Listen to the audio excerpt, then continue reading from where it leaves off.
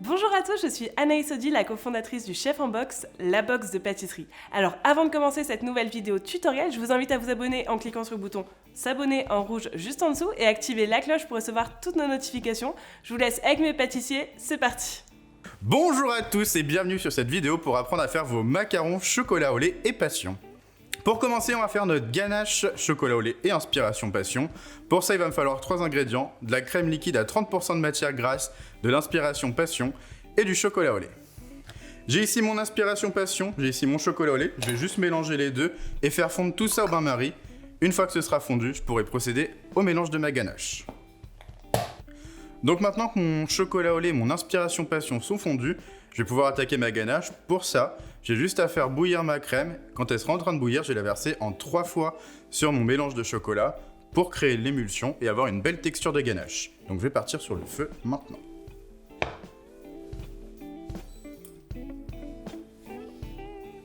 Pour ce mélange de ganache, il va être important de mélanger à la maryse et pas au fouet. Si vous mélangez au fouet, vous risquez d'incorporer des bulles d'air et de changer un petit peu la texture de votre ganache. Moi, je veux quelque chose de lisse, crémeux et onctueux. C'est pour ça que je vais privilégier la maryse et ne pas mélanger trop fort, au risque d'incorporer des bulles d'air, encore une fois, de changer ma texture.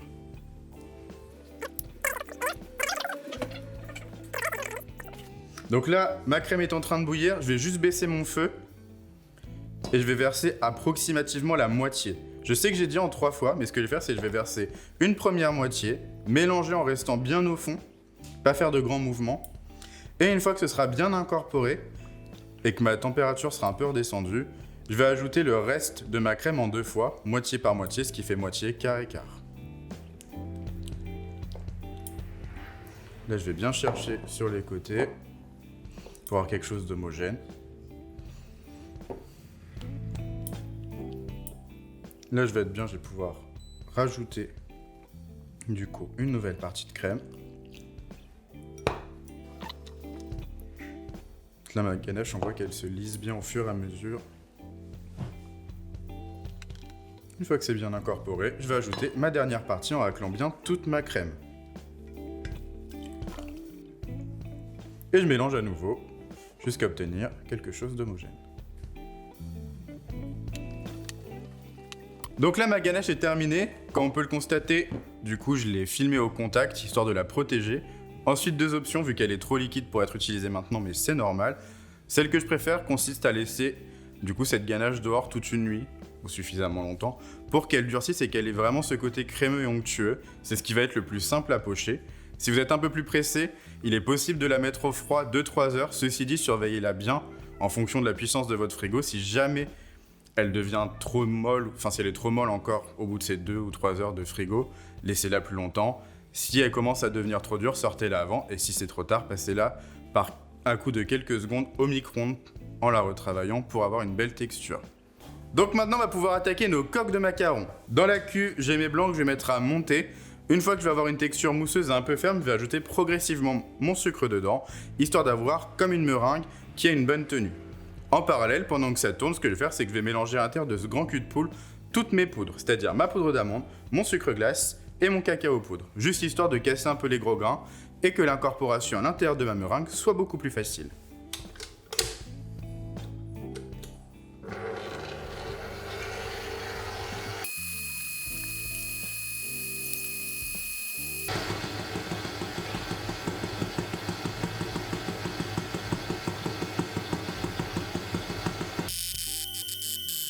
Donc quand j'ai une belle meringue qui se tient bien, je vais pouvoir arrêter et passer au macaronnage. Donc une fois que ma meringue est prête, qu'elle est bien ferme, je vais pouvoir l'ajouter tranquillement et délicatement dans mes poudres et réaliser mon macaronnage. Le macaronnage, ça consiste juste à incorporer mes poudres de manière homogène dans mes blancs montés. Attention toutefois, le mouvement consiste à prendre du côté, de rabattre au centre, de relever cette partie et de continuer dans un petit mouvement un peu perpétuel. On essaie de pas trop casser les blancs, même si évidemment on va perdre du volume et on va avoir une texture un peu plus souple que ce qu'on avait au début.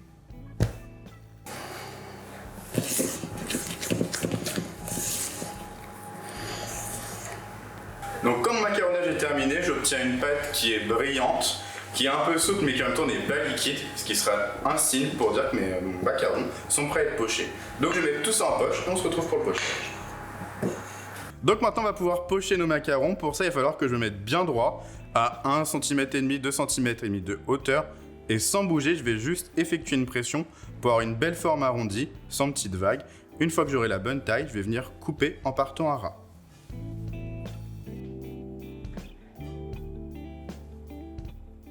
Je me laisse un bel espace entre chaque macaron.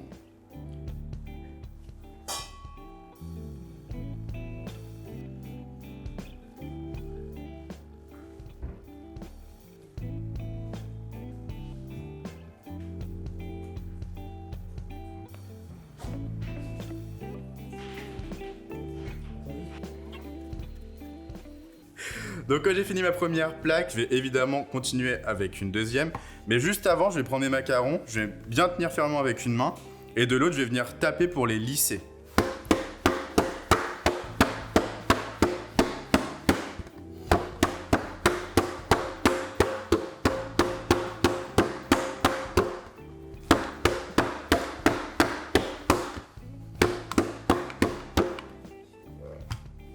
Et maintenant, je vais mettre cette plaque à croûter parce qu'on peut constater en touchant légèrement le dessus de nos macarons qu'on a un petit dépôt sur notre doigt, signe qu'ils sont encore trop humides. Après un temps de croûtage, entre 15 et 30 minutes en général, en fonction de la température et de l'humidité de votre pièce, il va se déposer une petite croûte en fait sur le dessus de vos macarons. Quand ce sera dur, il s'agira du moment d'enfourner vos macarons pour ensuite avoir cette belle collerette. Donc là, après mon temps de croûtage, on peut voir que j'ai une petite pellicule. Cette fois, j'ai pas du tout de dépôt sur mon doigt. Donc ça va être le moment d'enfourner à 160 pendant à peu près 14 minutes. À voir en fonction de vos fours, évidemment. Donc là, j'ai récupéré mes macarons qui ont cuit et qui sont froids. On voit qu'ils ont développé une belle collerette. J'ai aussi mis ma ganache qui a bien refroidi et qui a bien pris en poche avec ma douille, que j'ai lavé et récupéré, évidemment. Là, le but du jeu, ça va juste être de décoller mes macarons, de retrouver les deux qui vont ensemble. Normalement, si vous avez un pochage régulier, ça va assez vite. Et de les mettre côte à côte comme ça, parce qu'il y en a un sur lequel on va pocher. Et une fois qu'on aura poché, on va venir refermer avec le deuxième.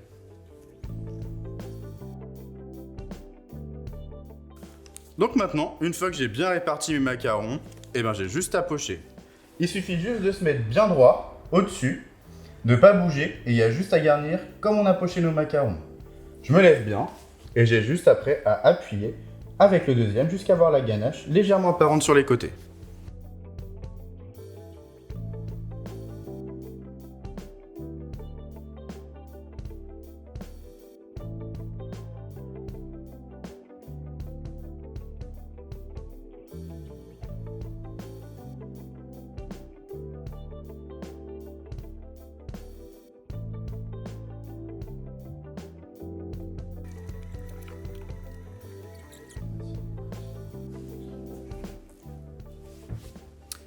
Et voilà, nos macarons sont terminés. Je vous conseille de les passer un petit peu au frais. De toute façon, il faudra les conserver au frais. Vous pouvez les sortir 10 petites minutes avant de les manger. Ce sera encore meilleur, la ganache sera revenue à température. Sur ce, j'espère vous retrouver sur une prochaine vidéo. À bientôt!